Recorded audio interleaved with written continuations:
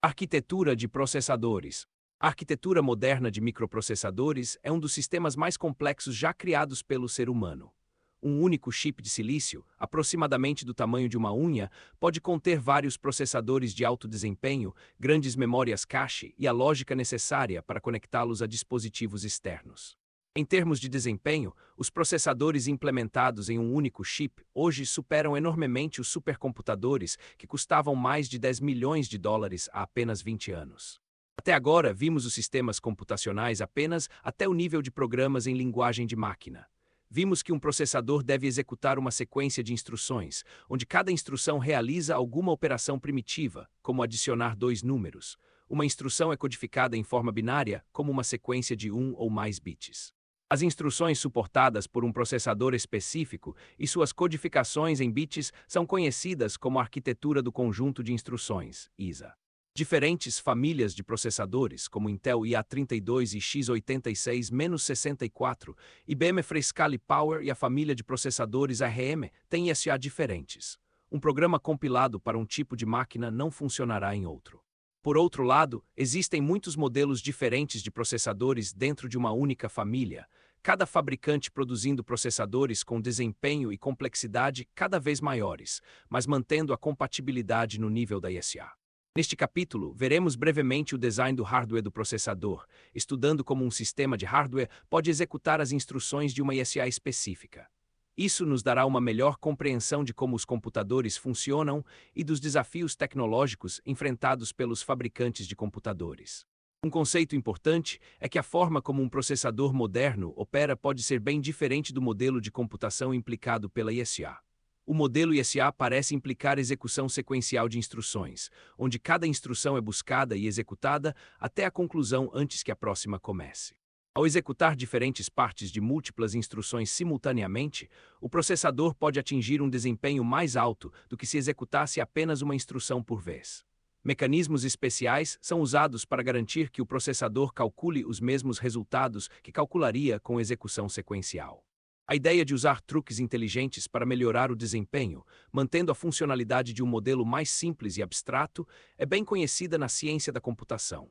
Exemplos incluem o uso de cache em navegadores da web e estruturas de dados de recuperação de informações, como árvores binárias balanceadas e tabelas hash. Definimos um conjunto de instruções simplificado chamado y86-64, inspirado no conjunto de instruções x86-64. Comparado ao x86-64, o conjunto de instruções y86-64 tem menos tipos de dados, instruções e modos de endereçamento. Também tem uma codificação em bits mais simples, tornando o código de máquina menos compacto do que o código x86-64 comparável, mas muito mais fácil de projetar a lógica de decodificação da CPU. Mesmo sendo muito simples, o conjunto de instruções x86-64 é suficientemente completo para permitir escrever programas que manipulam dados inteiros.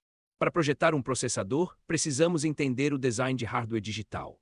Descrevemos os blocos básicos de construção usados em um processador e como eles são conectados e operados. Também introduzimos uma linguagem simples, HCL para Hardware Control Language, para descrever as partes de controle dos sistemas de hardware. Como primeiro passo no design de um processador, apresentamos um processador x86-64 funcionalmente correto, mas um pouco impraticável, baseado em operação sequencial. Este processador executa uma instrução x86-64 completa em cada ciclo de clock. O clock deve funcionar lentamente o suficiente para permitir que toda uma série de ações seja concluída em um ciclo. Tal processador poderia ser implementado, mas seu desempenho seria muito abaixo do que poderia ser alcançado com essa quantidade de hardware. Com o design sequencial como base, aplicamos uma série de transformações para criar um processador Pipeline. Este processador divide a execução de cada instrução em 5 etapas, cada uma sendo tratada por uma seção ou estágio separado do hardware. As instruções progridem pelos estágios do Pipeline, com uma instrução entrando no Pipeline a cada ciclo de clock. Como resultado, o processador pode estar executando simultaneamente as diferentes etapas de até 5 instruções.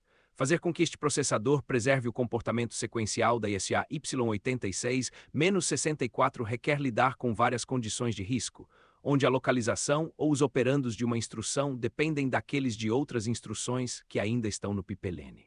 Para entender o pipelinim, considere exemplos como uma linha de cafeteria, onde a tarefa a ser realizada é dividida em uma série de estágios discretos. Em vez de ter um cliente passar por toda a sequência do início ao fim antes que o próximo possa começar, permitimos que vários clientes passem pelo sistema ao mesmo tempo. Uma característica principal do pipelinim é que ele aumenta a taxa de processamento do sistema, mas também pode aumentar ligeiramente a latência. No contexto de processadores, o pipelinim permite aumentar significativamente o número de instruções processadas por segundo, embora cada instrução individual possa levar mais ciclos para ser concluída. No entanto, o pipelinim introduz desafios quando há dependências entre instruções sucessivas. Essas dependências podem ser de dados, onde os resultados calculados por uma instrução são usados como dados para a instrução seguinte, ou de controle, onde uma instrução determina a localização da instrução seguinte, como ao executar um salto, chamada ou retorno. Quando tais dependências têm o potencial de causar um cálculo errôneo pelo pipeline, elas são chamadas de riscos. Os riscos podem ser classificados como riscos de dados ou riscos de controle. Para lidar com esses riscos, nosso processador pipeline usa técnicas como stalling, paralisação, onde o processador retém uma ou mais instruções no pipeline até que a condição de risco não exista mais, e forwarding, encaminhamento de dados, onde os resultados de uma instrução são passados diretamente de um estágio do pipeline para um estágio anterior, evitando a necessidade de esperar que o valor seja escrito e depois lido. Também precisamos lidar com o processamento de exceções, onde o fluxo normal de instruções é interrompido devido a alguma condição excepcional, como uma instrução inválida ou uma tentativa de acessar um endereço de memória inválido. O processador deve garantir que todas as instruções, até a instrução que causou a exceção, sejam concluídas, enquanto nenhuma das instruções seguintes deve ter efeito sobre o estado visível ao programador. Nosso design final, chamado PIP, inclui lógica para lidar com esses desafios, permitindo que o processador execute instruções x86-64 com alta eficiência enquanto mantém a semântica sequencial especificada pela ISA.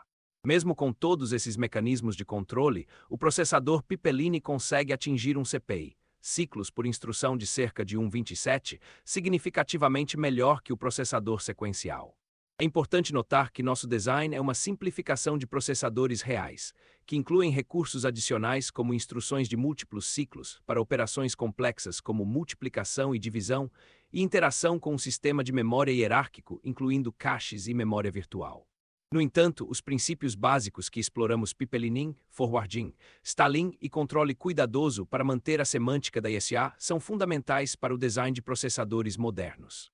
Em resumo, a arquitetura de processadores envolve um delicado equilíbrio entre desempenho e complexidade. Através do pipelinim e outras técnicas, podemos alcançar um desempenho muito superior ao de um modelo sequencial simples, enquanto mantemos a abstração de execução sequencial que torna a programação mais simples e previsível. O design cuidadoso e meticuloso é essencial, já que uma vez fabricado, um chip é quase impossível de ser corrigido.